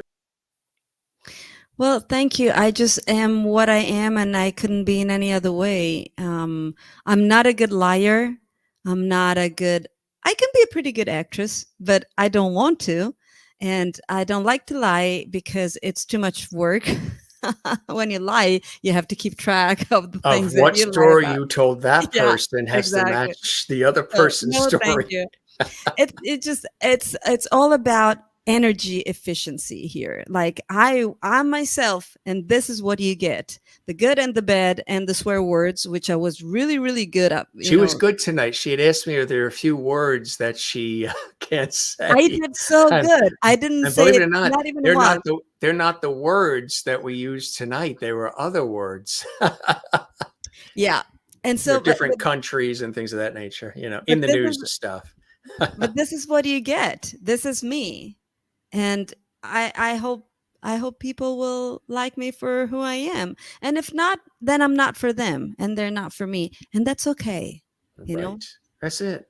You're doing you, and you have uniqueness to you. We all have a reason for being here, and when we realize that we're all pieces of this puzzle, I know it sounds Pollyanna and idealistic, but the world is so crazy, radical, and upside down that there's nothing wrong with some idealism and Pollyanna thinking a little bit, just to bring us all together through music, Hmm. through food, through humor, through shows like this, your music, everything that we're doing to connect with and inspire and uplift the world and get them to, through the stuff that we do, it takes them away from their drama, when they listen to your music, when they watch what I do on TV and radio and whatever in this show, for a brief period, we're able to take people away from maybe a bad day or some rough things that are going on in their world. Yeah. And it takes us away from it too, as we're creating and doing. And we are blessed, aren't we? 100%. I feel extremely blessed.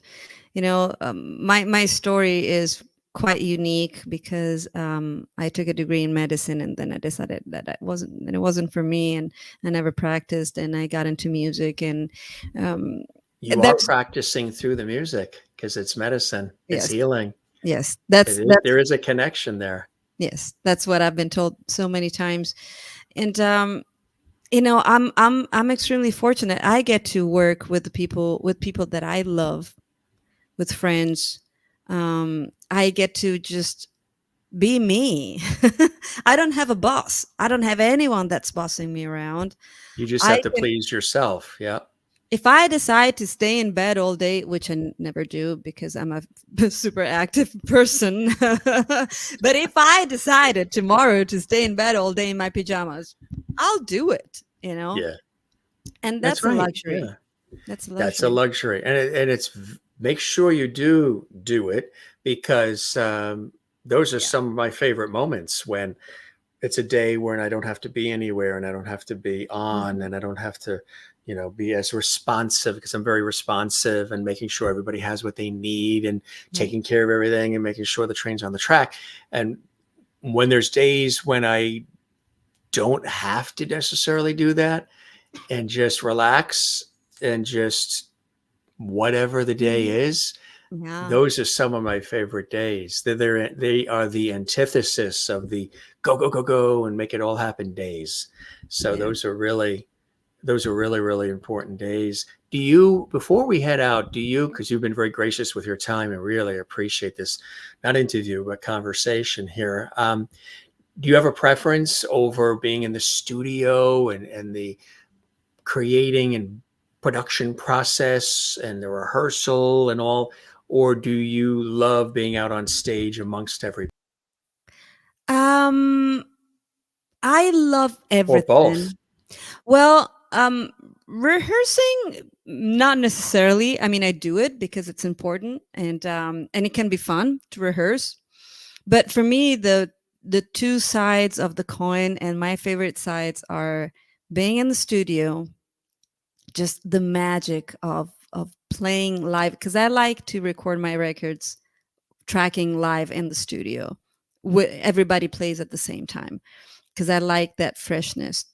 And those moments are just magical when you get to create something from just nothing, just something out of nothing. It's pure magic, and I feel so fortunate that I get to be a part of that. Like somehow some god or goddess of music decided to deliver this message and this music through me. I'm so fortunate. So I love that magical process of being in the studio, and I love being on stage. I always have a ball every time I'm on stage, whether I'm by myself or with the band. I just love it. It's so much fun. You are one of many who do what you do, including Brenda Russell last night, the legend, who said exactly what you just said.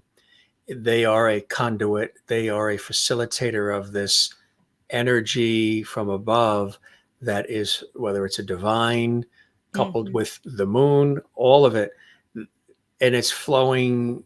Like, for example, when she said when she writes songs, it's not even her, it's this source, it's this energy that's coming through her and out. It's 100%. it's amazing that you say that because a lot of these folks, that's how they feel, that you feel this energy and that you're a conduit of this energy and you are taking it and harnessing it and working with it and allowing it to flow through you, through the music, through the art. And that's the best place to be, because when you start thinking, oh, that's me, then it's all an ego BS thing going on. Like, I'm good. I wrote this. Did you see? Did you hear it? And I don't feel that way. I feel, oh my God, I was lucky enough for this thing, wherever that was, to flow through me and be translated through me. And I don't want to sound woo woo, but I'm like, I get to contribute to this magical thing, which is one of the most beautiful things in life, which is music.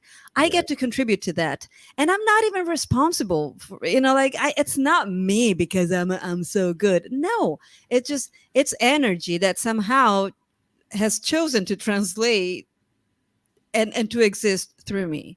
And it's not mine, it's not for me. I'm not, oh my gosh, look at me, I'm so good. No, it's not that. you No, know it's just being part of something much bigger than what exactly. we are, and something so magical that we all should call ourselves so effing lucky. It's just, I did it. I edited myself. Freaking So freaking lucky. fabulously, Exactly. fantastically.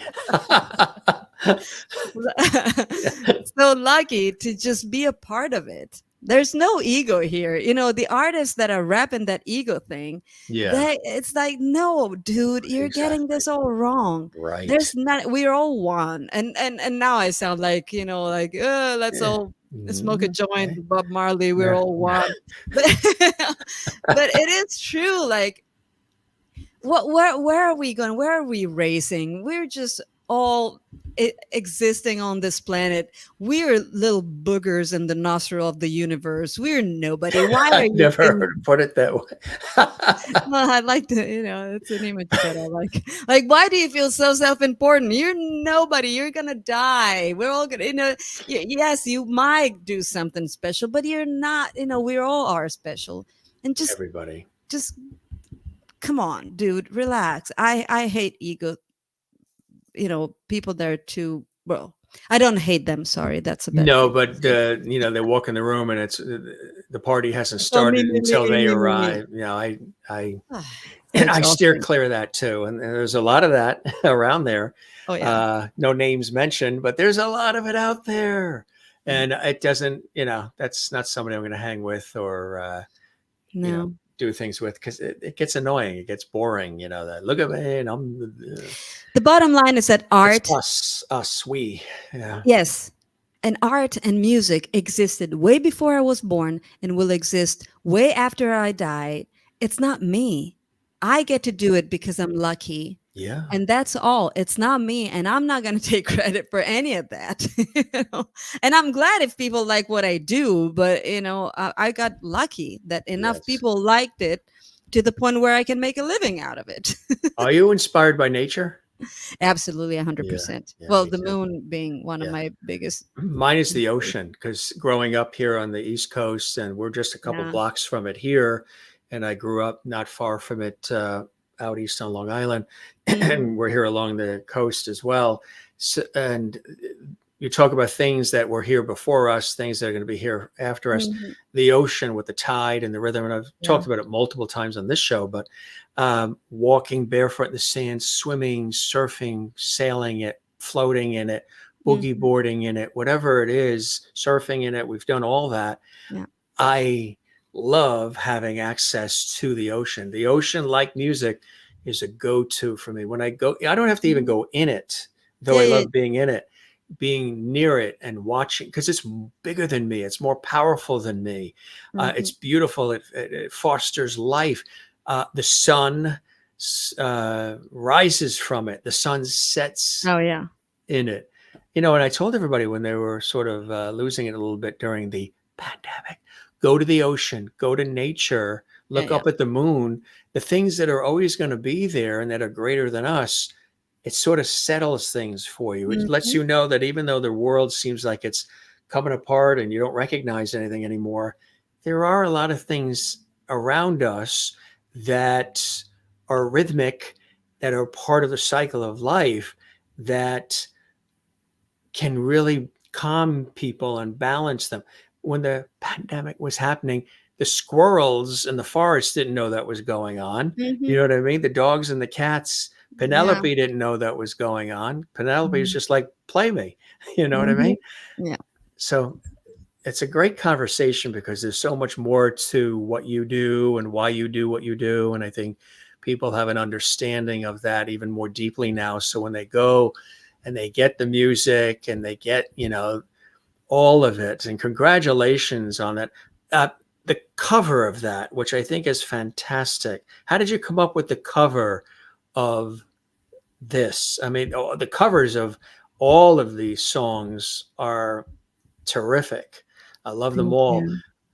How did you come up with this? Was it a photographer that just came up with the idea, or? No, what I had a bunch of pictures that I took in Italy. A friend of mine, she's an amazing photographer. Her name is Ilaria Costanzo, and we did a Only couple. you can say it that way. Well, she can too. Yeah. Roll those L's and R's.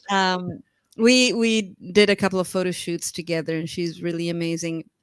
And so I had all these pictures, and then I started working with the designer who designed the record cover, the book cover, all the singles. Her name is Asia Brocardo. That's a lot of R's there in I the was gonna last name. say, roll along, right? Asia, and she's super cool young lady and super talented. And she took these pictures and she kind of redesigned. We worked on it together, but she redesigned and she reinvented, the concepts and everything. This is the one we heard earlier. I Dance My Way. Mm-hmm. Yeah. Yeah, really fantastic. And I love that with the moon behind you. Thank you. If you had an opportunity, say you had $200,000 laying around and you knew it was going to be safe, would you consider going to the moon if it was one of those? No. You just want to look at it. You have no desire to touch it or do a live performance on location from it. Whoa, that would be cool. Maybe I would do that. Fly me to the moon. Yeah. Giant steps are what you get. What you take on the moon. That's it. Well, actually, okay, this is, I don't know how much time we have. Like we've talked for 2 hours, but Woman on the Moon is my 2022 record because I have this thing with the moon. And actually I performed at Neil Armstrong, not Louis Armstrong, Neil Armstrong's house in Telluride, Colorado. Did you really? Mm-hmm. Yeah. I That wonder, must have been, yeah. Obviously he wasn't there. He died. I don't know. But did the family, did they know your appreciation for it all and the moon, the whole thing? Yeah. And I wonder how that must have been like to step on the moon. But maybe I don't want to. I have a relationship with the moon, and thank you guys. Everybody's thanking us. Thank you for they're all watching from around the world and sprinkling a few comments in here. This was a blast, a hoot, a holler, and fantastic. And I really hope you enjoyed yourself and the show met whatever expectations you had, and you enjoyed the time with me, Giulia, as much as I have with you. It was a blast. Yes, absolutely. Thank you so much for having me. And thank you guys for watching and, being here with us. And follow me and, feel free to support me in any shape or form. Come see me. I have some tours coming up. Do you? Tell us about it. Here's the website for everybody to check out, too, to keep abreast of everything. Yeah, just the easiest thing would be just sign up to my email list. That way, I'll be in touch once or twice, probably usually twice a month. I'm very discreet. I don't invade. I don't spam. But that will be the best way to stay up to date with my future releases, with my cooking things, with my new recipes, with my new shows and whatever.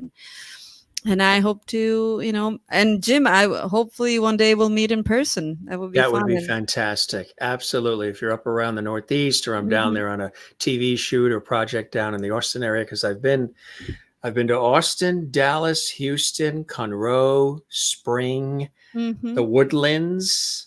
The one place I haven't been to yet is San Antonio. Right. Have you been to San Antonio yet? Yeah. Kind of a cool place too, huh? It's cute. It's cute. Yeah. Sort of like a historic, like downtown area. Yeah.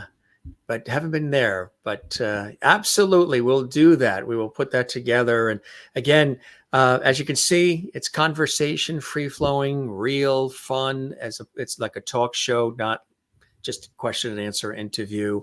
And again, I really hope you had a good time with us and enjoyed yourself as much as I have with you. And you'll come back to see us again, Giulia. I will. Thank you so much. You're very welcome. Spread the word about our show. And thanks for the music, too. It was an awesome treat, my friend. Thank you. Thank you. New friend made. Congratulations on the music, the cookbook, and everything else. And we want to hear more from you. Okay, let's stay in touch. Absolutely. I would love that. All right, you be well. Bye. You want to say a little farewell in Italian? Beh, grazie a tutti e buona serata. I love that. Grazie. Arrivederci. Arrivederci. You be well. You take care. You too. Cheers. Bye. Cheers. Incredible conversation, incredible talent right here on the Jim Masters Show Live series. I hope you guys enjoyed that. If you did, give this episode a like on our YouTube channel. There's a like button there, the thumbs up. Give us a thumbs up. As we said, share this on your social media. Subscribe to the YouTube channel, Jim Masters TV, where we have all these great episodes. And of course, leave a comment on the YouTube channel underneath the episode. Interact with us. We love to see your comments when you comment on our channel. That means so much to us. Lets us know you're really enjoying what we're doing. And when you subscribe to the YouTube channel, click the notification bell so you are alerted to all these great guests, celebrity friends and guests that stop by JMS. And for all of you who have subscribed and you continue to like, share, comment, we say thank you very much. That really does help us grow and reach more people around the world as we try to connect, inspire, entertain, have a good time with you here on the Jim Masters Show Live series. Did you have a good time? Let us know. We thank Giulia for being here. She really is a delight and a super talent. And again, there's her website. Check out the book, check out the music and everything else. Her star continues to rise, and we're so happy to share it with you here on the Jim Masters Show series. There is the cookbook right there, and of course, the music only Luna knows. And now you know the story behind it all, right? The chef, the cookbook author, the singer, songwriter, and somebody who's very in tune with humanity. Our conversation really ran the gamut of life, didn't it? We talked about everything you can think of, and I thought it was cool. Hope you did too. Let us know, like, comment, subscribe, and all the rest. Thanks to all the comments, everybody in the chat room as well. We really appreciate that. And we do want to note Maureen Wiedepal, or as I say, Wojciechowicz. A little running joke there that goes back to Halloween a couple of years ago. Giulia, you're a beautifully talented young lady. Thank you for sharing your gifts in music. May your star continue to rise. And thank you, Maureen. She's one of the most supportive of our lovely fan base. And she just did a super chat, which you can do when the show is live in the chat room, or you can do a super thanks when the show is not live, a little heart icon on all the episodes. And you did it in my Irish green. I love it. Very, very nice. I appreciate that very, very much. You guys are fantastic. And Linda Johnson says, thank you, Jim, for all you do for your viewers. Pleasure is all mine. I really appreciate it. And Sherry Larson, thank you, Jim. What a wonderful, talented lady. She sure is. Kathleen, awesome show and guest. Thank you, Jim.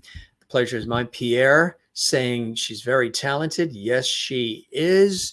And thanks from all of you, from me, and from our very special guest, Giulia, joining us as well. All right. Come see us again here on the Jim Masters Show. We have so many incredible guests that are coming down the pike for all of you. And don't forget, you can binge watch all the episodes and follow us on social media at Jim Masters TV, Facebook, Twitter, which is now X, and Instagram, Jim Masters TV. Get updates on everything and connect with us, say hi. And of course, the YouTube channel, Jim Masters TV as well. What a great show, gang. Loved it and loved having you along for the ride. Again, what we're doing here is unique and different. We're not just talking heads. It's not just interviews. I'm not reading something. It's all free flowing and it's coming from the heart, and you're with us, and we love that. All right. So for now, we're going to say sayonara, avita zane, arrivederci, ciao, cheers, all the rest, hasta la vista. We don't say goodbye necessarily. We say see you later. Don't forget to love one another. Take care of one another. Don't forget to love yourself. Very important to do that. And come see us again here on the Jim Masters Show live. We love you all. Take care and be well. And cheers.